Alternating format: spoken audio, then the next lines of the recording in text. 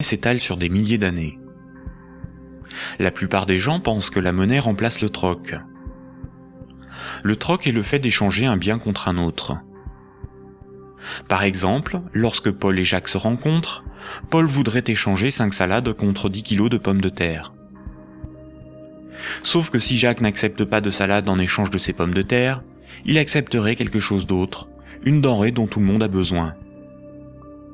La monnaie serait apparue spontanément par la sélection de marchandises parmi les plus pratiques et les plus recherchées pour ces échanges immédiats.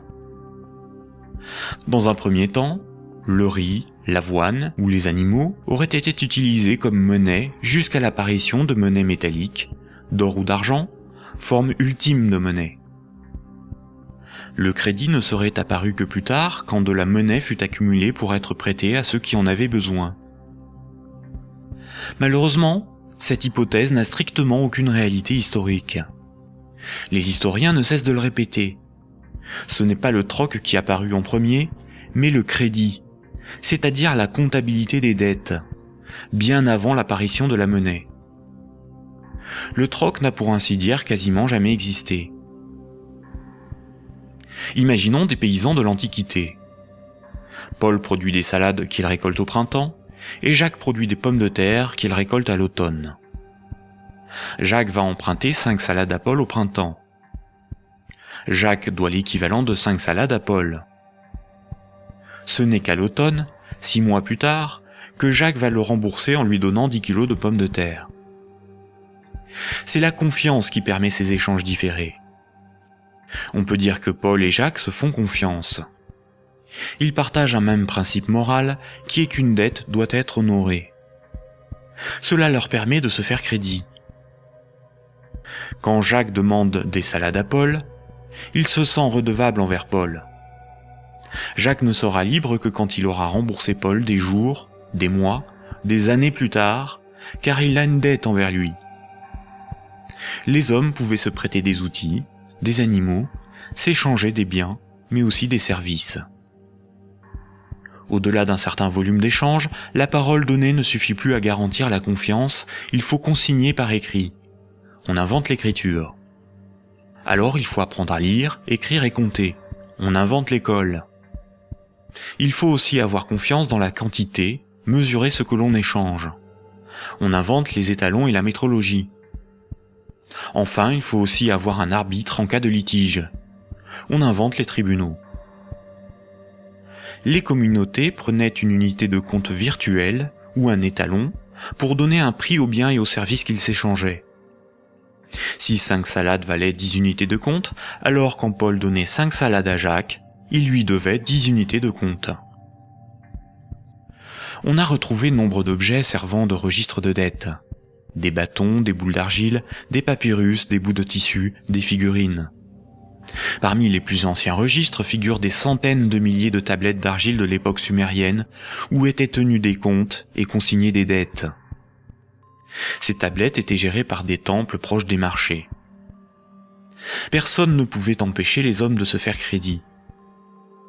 Les unités de compte nécessaires à donner un prix à ce qui s'échangeait n'étaient qu'indicatives. Il n'est pas nécessaire de se procurer ou d'acheter des centimètres à chaque fois que l'on mesure ce que l'on prête à autrui.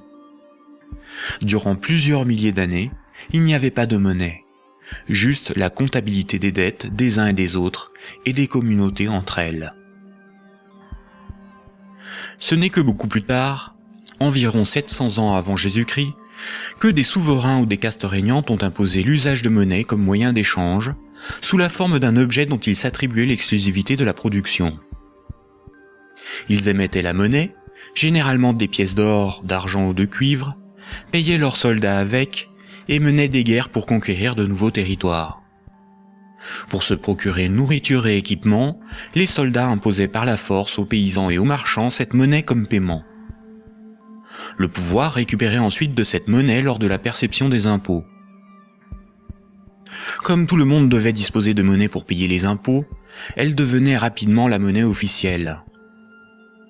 Elle était acceptée comme paiement et elle se diffusait dans la communauté. Le pouvoir pouvait donc acheter nourriture, marchandises et richesses grâce à la monnaie qu'il produisait lui-même. Tant que l'on avait une dette, on n'était pas libre. On risquait de devenir l'esclave de son créancier ou d'être emprisonné si on ne s'acquittait pas de l'impôt. C'est la servitude pour dette.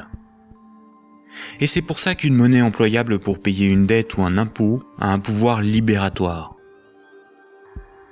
La monnaie a donc été créée par des castes régnantes, des souverains, pour extorquer une partie de la production des populations, vivre et s'enrichir sans travailler.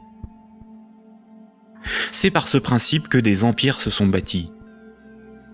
Historiquement, le troc n'était pratiqué que durant les périodes de chaos et de conflits, lorsque la monnaie venait à manquer.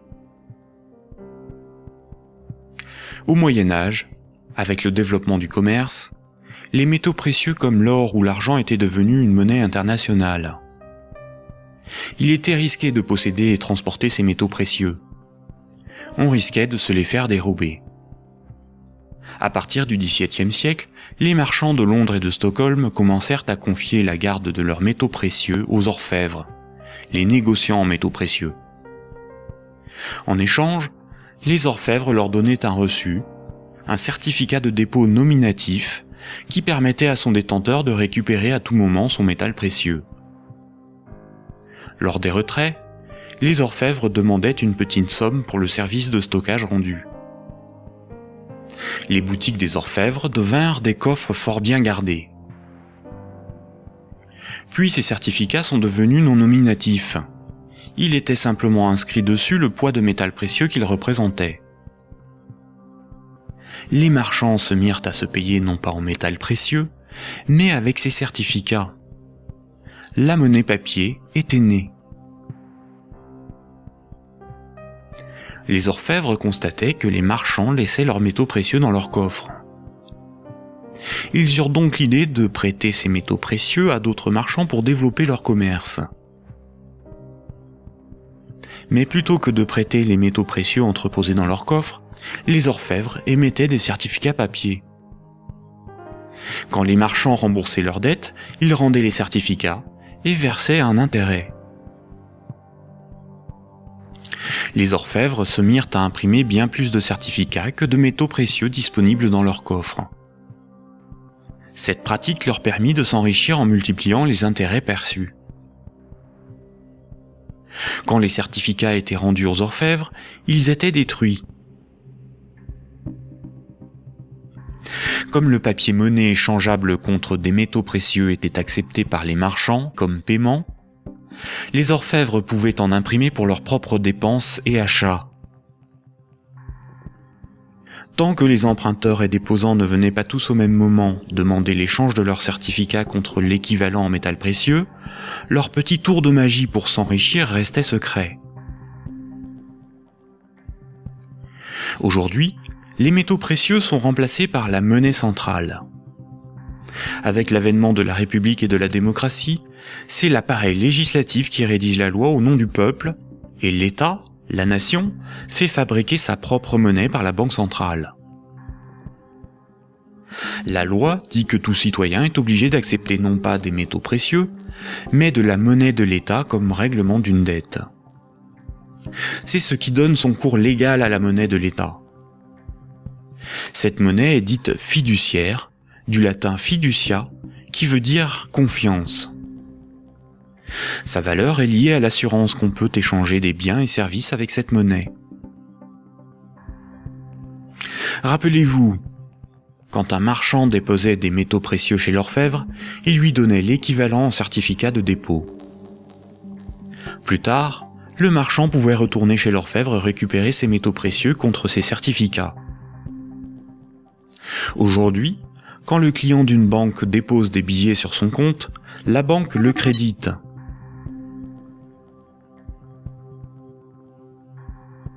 Il lui est possible de les retirer de son compte plus tard.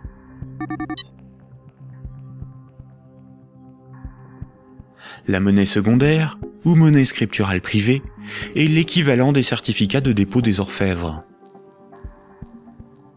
Tout comme le certificat de l'orfèvre est une reconnaissance de dette de l'orfèvre envers le marchand, un compte bancaire est une dette en monnaie centrale de la banque envers son client.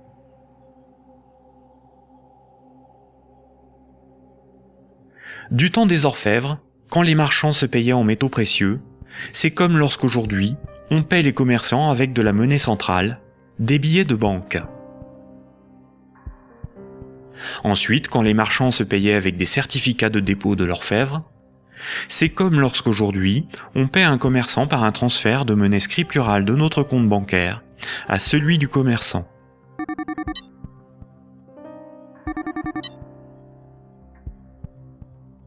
Rappelez-vous aussi que quand l'orfèvre faisait crédit, qu'il prêtait des métaux précieux, il émettait bien plus de certificats de dépôt que de métaux précieux disponibles dans ses coffres.